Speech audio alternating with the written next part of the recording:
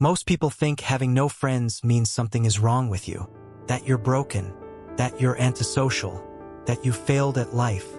But psychology says something very different. In fact, the people who spend the most time alone are often the ones who see the most, feel the most, and understand the most. They don't walk alone because they can't connect. They walk alone because they refuse to connect cheaply.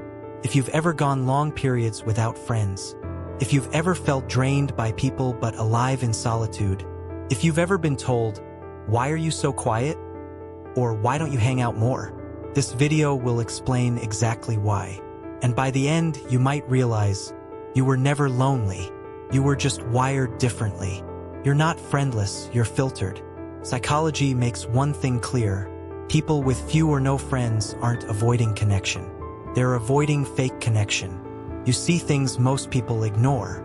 Micro-expressions, contradictions, hidden motives behind friendly smiles. Your brain doesn't just hear words. It reads intent. That's why shallow social environments feel unbearable to you. The forced laughter, the performative personalities, the conversations that go nowhere but somehow drain everything. Research shows that higher self-awareness dramatically lowers tolerance for inauthentic behavior. So while others learn how to fit in, you instinctively learn how to step back. Not because you hate people, but because your nervous system refuses to tolerate lies dressed as friendships. You'd rather sit alone in silence than sit in a room full of people wearing masks.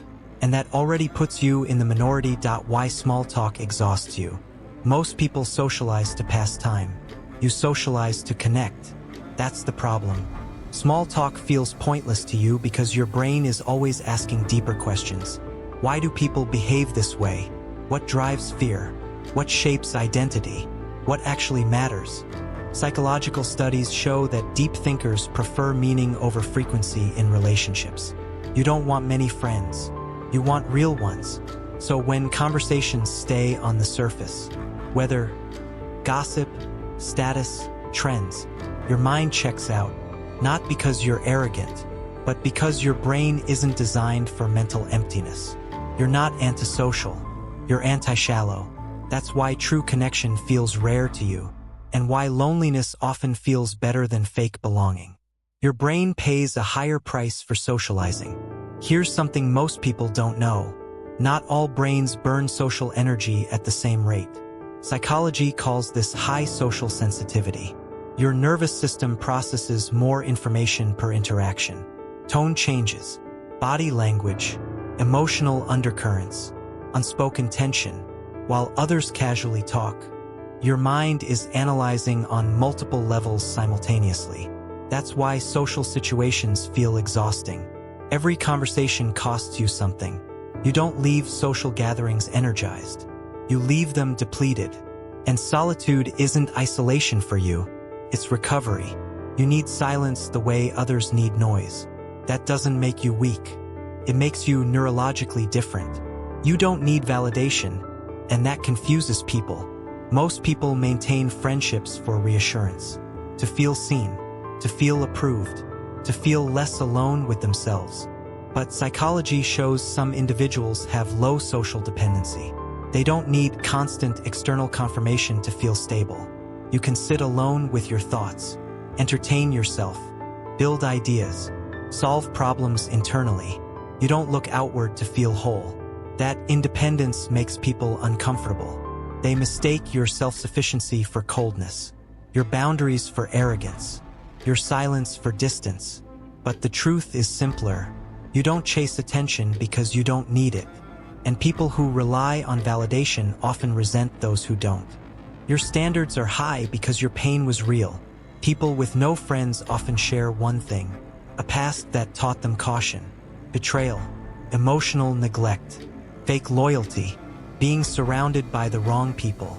Psychology shows that once trust is broken, the brain adapts by becoming selective. Not closed, selective. You don't rush intimacy. You observe. You test consistency. You watch actions over words. This creates what psychologists call a high trust threshold. Most people don't pass it. And that's not bitterness. That's survival intelligence. You see patterns before people show them. You don't just see people. You see patterns. Who changes when power shifts? Who disappears when you need them? Who smiles only when it benefits them? Psychology shows that high pattern recognition is linked with deeper emotional intelligence. So while others are surprised by betrayal, you saw it coming. That's why you don't trust easily. Not because you're paranoid, but because your brain connects dots faster than most. You test silence, not words. Most people trust what others say. You trust what they do when nothing is required of them. When they don't need you. When there's nothing to gain. When no one is watching. Psychology calls this behavioral consistency.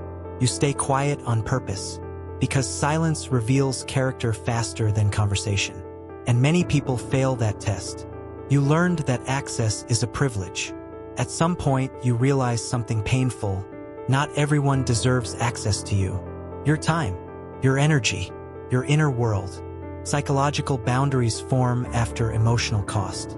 You don't overshare. You don't rush closeness. You don't explain yourself. Because once someone enters your inner space, they can either protect it or damage it, and you've already paid that price before. You stopped chasing, and that changed everything.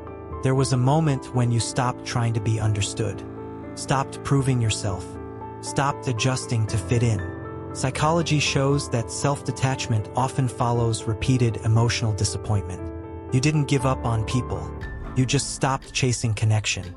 And strangely, that's when you finally found peace. You're not cold. You're careful. People may say you're distant, but psychology says you're protective. You don't shut down emotions. You regulate access to them. You feel deeply, which is exactly why you don't let everyone close. Because when you care fully, and that kind of depth needs safety, not noise. Why you feel different from everyone else. You've probably felt this your whole life, like you don't fully belong anywhere, like you see life from a slightly different angle. That's because your inner world is richer than most external environments. You think deeply, feel intensely, notice patterns others miss. And when a mind like that walks through shallow spaces, it naturally pulls away, not out of fear, out of clarity. Sometimes the strongest minds spend time alone, not because they're lost, but because they're becoming. Reframe the story. If you have few friends, nothing is wrong with you. You're not broken. You're not antisocial. You're not a failure. You're selective, sensitive, independent, aware. And those traits often require solitude before they find the right connection. Sometimes the loneliest path is simply the one that leads somewhere real. If this video felt like it was describing you, that's not an accident. And if you want more psychology videos that explain your personality in ways school never taught you, subscribe right now, because the next video might reveal something about you that no one ever put into words before. Solitude is where you met yourself. There was a point when you stopped being afraid of being alone, not because it stopped hurting, but because you finally listened. In silence, you met parts of yourself that noise never allowed. Your thoughts became clearer, your intuition sharper, your standards higher. Psychology shows that prolonged solitude often leads to deep self-integration. You didn't lose people, you found yourself. The right people don't drain you. Here's something important. The right people don't exhaust you. They don't make you perform. They don't make you shrink or explain. Psychology shows that true alignment feels calm, not chaotic. When the connection is real, your nervous system relaxes. You won't need many people, just a few who feel like home. And until they arrive, you're okay walking alone. This phase is not permanent. If you're alone right now, remember this. This isn't punishment. It's preparation. Strong minds often spend seasons in isolation, before their environment matches their depth. You're not falling behind. You're refining. And when the right connections come, they won't feel forced. They'll feel inevitable. You walk alone, but you walk strong. You may walk alone, and that's okay, because walking alone doesn't mean weakness. It means clarity, strength, and control. Psychology calls this self-directed life, where your decisions aren't dictated by fear, approval, or noise.